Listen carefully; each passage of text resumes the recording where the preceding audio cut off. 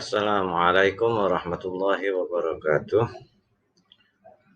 Hamdan bila ghaya wa syukran bila nihayah. Thumma salatu wassalamu ala rasulillah Muhammad ibn Abdillah wa ala alihi wa sahbihi wa mawalah.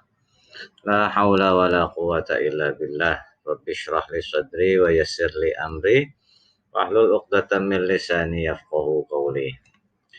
Baik, di pertemuan kali ini seperti biasa, sebelum kita belajar, sebelum kita sama-sama mengaji, mari kita terlebih dahulu kita niatkan agar kiranya apa yang kita pelajari dan apa yang kita dapatkan senantiasa dijadikan oleh Allah ilmu yang bermanfaat, baik untuk urusan dunia maupun untuk urusan akhirat kita. Dan tentunya apa yang kita peroleh senantiasa diridhoi oleh Allah Subhanahu wa Ta'ala. Bismillahirrahmanirrahim. Nawaitu ta'alluma wa ta'lima wal ibadata wal istifadata wal hatha ala tamassuki bi kitabillahi wa sunnati rasulihi wa dalalata alal huda wal khair. Amin ya rabbal alamin. Di pertemuan kita hari ini kita berganti surah ya, karena kemarin surah Al-Kautsar sudah diselesaikan. Dan sekarang yang kita akan pelajari adalah surah Al-Ma'un ya. Nah, surah Al-Ma'un merupakan urutan surat ke-107 di dalam mushaf Al-Quran. Mushaf itu apa? Mushaf itu adalah rangkaian kumpulan tulisan Al-Quran dimulai dari surah Al-Fatihah sampai surah An-Nas, dan itu tertulisnya dengan bahasa Arab seluruhnya. Ada yang mengatakan seperti itu ya. Jadi yang Al-Quran yang kalian punya, yang satu buku satu buku full ya, di mana tulisannya itu Arab semua, tulisan dari bahasa Arab semua, itu yang dinamakan mushaf.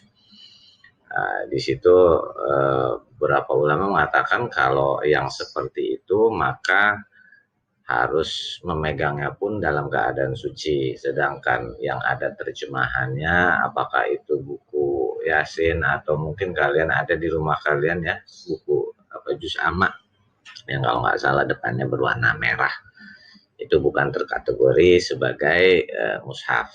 Ada yang mengatakan seperti itu ya. Itu yang namanya mushaf. Nah, terdiri dari 7 ayat ya, ada 7 ayat di surah Al-Ma'un. Nah, surah Al-Ma'un diturunkan setelah surah Al-Quraisy. Jadi setelah ini ada surah Al-Quraisy ya, dan termasuk golongan surah Makkiyah. Kenapa dinamakan surah Makkiyah? Karena diturunkannya di kota Mekah. Jadi kalau ada kata Makkiyah, berarti surat itu turunnya ketika Rasulullah ada di kota Mekah. Sedangkan ketika Rasulullah ada di kota Madinah, maka dinamakan surat Madaniyah. Nah, surah Al-Ma'un menerangkan mengenai beberapa sifat buruk manusia ya. Maksudnya sifat buruk ini adalah keburukan-keburukan atau yang dikenal dengan akhlak mazmumah, akhlak yang tercela. Nah, semua manusia itu memiliki, ada akhlak yang terpuji, mahmudah, ada juga akhlak yang tercela, yaitu akhlakul mazmumah. Nah, watak tersebut, sifat-sifat buruk atau akhlak yang mazmumah yang tercela tadi, itu dianggap mendustakan agama. Kenapa? Karena orang yang beragama itu senantiasa menjunjung tinggi akhlak yang mulia, sebagaimana sabda dari Rasulullah Shallallahu Alaihi Wasallam, innama bu'ithtu liutammima makarimal akhlak. Sesungguhnya aku, kata Rasulullah, diutus di muka bumi ini untuk menyempurnakan atau membuat akhlak yang mulia. Nah, di antara watak yang dianggap mendustakan agama yaitu menghardik anak yatim. Ya, anak yatim itu dihardik, maksudnya di apa ya,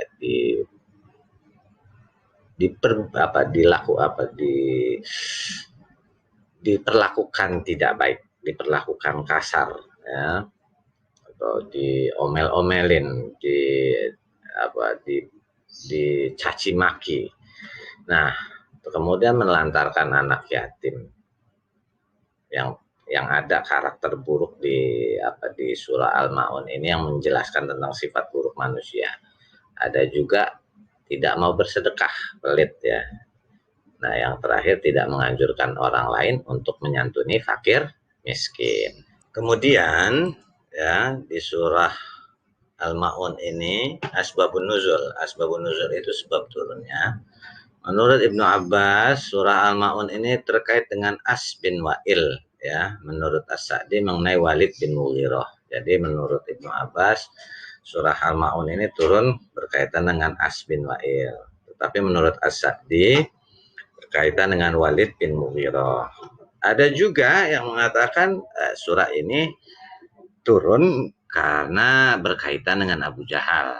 Tapi intinya adalah sama, di mana kisahnya ketiga orang ini, entah itu As bin Wa'il ya kalau menurut Ibnu Abbas, atau Walid bin Mughirah menurut As-Sa'di, ataupun Abu Jahal, itu kejadiannya sama, yaitu mereka menyakiti anak yatim, menghardik anak yatim yang datang meminta bantuan. Nah, kalau menurut Ibnu Jurayj, surah Al-Ma'un ini turun berkaitan dengan Abu Sufyan. Ya, jadi Abu Sufyan itu punya kebiasaan menyembelih unta setiap pekan karena memang di Arab Saudi itu ya salah satu hewan yang biasa disembelih adalah selain domba ataupun kambing yaitu unta. Ya, bahkan dalam beberapa riwayat itu kalau bukan riwayat, kita bisa lihat kalau kurban pun ketika Idul Kurban itu banyak yang menyembelih unta ketika di Arab Saudi. Kita bisa lihat ya, kalian bisa lihat di YouTube atau di mana untuk kurban. Nah, ketika lagi menyembelih unta, ada anak yatim yang meminta sedikit daging dari unta yang disembelih itu. Nah, tetapi anak yatim itu bukannya dikasih oleh Abu Sufyan, namun justru dibentak, diusir, dan nggak dibagi. Nah, dari peristiwa itu Allah menurunkan 3 ayat pertama surah Al-Ma'un. Jadi 3 ayat yang pertama itu turunnya berkaitan karena adanya anak yatim yang dihardik. Menurut Ibnu Abbas itu kaitannya berkait dengan As bin Wa'il, ada juga berkaitan dengan Walid bin Mughirah menurut As-Sa'di, ada juga yang mengatakan Abu Jahal. Tetapi kalau menurut Ibnu Jurayj itu yang terjadi gara-gara Abu Sufyan lagi nyembelih unta, ada anak yatim minta daging. Nah, dari hasil sembelihannya itu bukannya dikasih malah dihardik dan diusir ya. Ini kaitannya 3 ayat pertama surah Al-Ma'un. Kemudian asbabun nuzul yang lain diriwayatkan dari Ibnu Munzir bahwa Ibnu Abbas mengatakan bahwa ayat keempat surat Al-Ma'un turun mengenai kaum munafik. Kaum munafik itu Bapak tidak akan mendefinisikan munafik itu apa. Ciri-ciri orang munafik itu ya sebagaimana sabda dari Rasulullah Shallallahu Alaihi Wasallam, ciri orang munafik itu apabila berkata dusta, apabila dipercaya berkhianat, dan apabila dia berjanji dia ingkar. Itu ciri-ciri orang munafik ya. Berkata dusta, berjanji ingkar, dan jika dipercaya dia khianat. Nah, kaum munafik memamerkan sholat mereka, maksudnya memamerkan ketika sholat mereka pamer. Nah, mereka ada orang, mereka sholat. Tapi ketika nggak ada orang yang melihatnya, mereka tidak mau sholat, ya.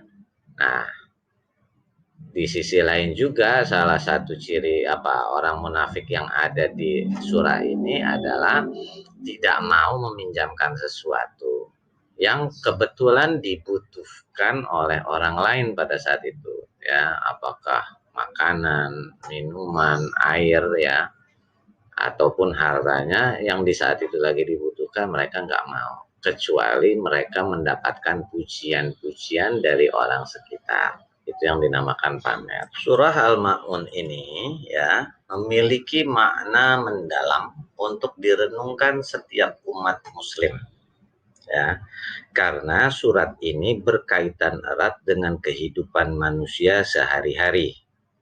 Betapa pentingnya manusia menjaga sifat kemanusiaan yang diantaranya adalah saling mengasihi dan juga memberi sesama, terutama kepada mereka yang membutuhkan.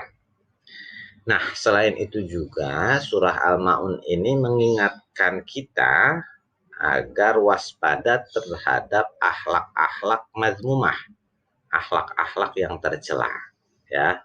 Sebisa mungkin kita menjaga diri kita dari akhlak mazmumah dan senantiasa melakukan atau bersikap sesuai dengan akhlak-akhlak yang terpuji. Nah, di slide ini terpampang surah Al-Ma'un. Mari kita sama-sama baca. Dan seperti biasa, jika ada di antara kalian yang belum berwudu, berwudulah terlebih dahulu. Dan apabila ada yang belum menutup auratnya dengan sempurna, tutuplah terlebih dahulu aurat kalian. Karena yang akan kita baca ini adalah kalamullah, ya, firman Allah. A'udzu billahi minasy syaithanir rajim. Bismillahirrahmanirrahim. Ara'aita alladhi yukadzibu bid-din fadzalika alladhi yad'ul yatim wa la yahuddu ala ta'amil miskin fawailul lil musallin alladzina hum an salatihim sahun alladzina hum yura'un wa yamna'unal ma'un. Shadaqallahul azim. Dan seperti biasa, setelah ini kalian mengabsen, ya, absensi tatap muka harian sekaligus mengerjakan evaluasi. Adapun untuk passwordnya adalah Mahmudah, terpuji, ya. Passwordnya adalah Mahmudah. Demikianlah tadi pelajaran kita hari ini.